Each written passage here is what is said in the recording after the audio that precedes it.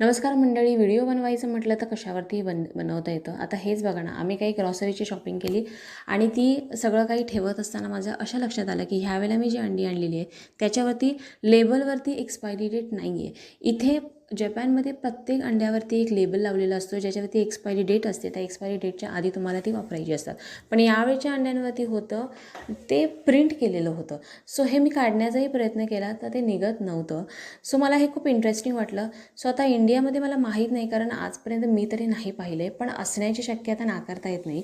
कारण आपण जेव्हा पॅकेट्स घेतो 30चे किंवा 10 अंड्यांचे तेव्हा एक्सपायरी डेट मी बघितलेली आहे. पण प्रत्येक एका अंड्यावरती एक्सपायरी डेट मी तर कधी पाहिली नाही आहे. पण मला हे खूप छान वाटलं, कारण बऱ्याच वेळा असं होतं पॅकेटवरची एक्सपायरी डेट किंवा पॅकेट्स कधी कधी इकडे तिकडे मिस होतात. सो आपल्याला कसं कळणार की हे अंडी आपण कधीपर्यंत वापरू शकतो. सो ही एक छान आयडिया आहे. सो तुम्हाला माहिती कशी वाटली मला कॉमेंट करून नक्की सांगा आणि माझ्या व्हिडिओला लाईक आणि चॅनेलला सबस्क्राईब करा.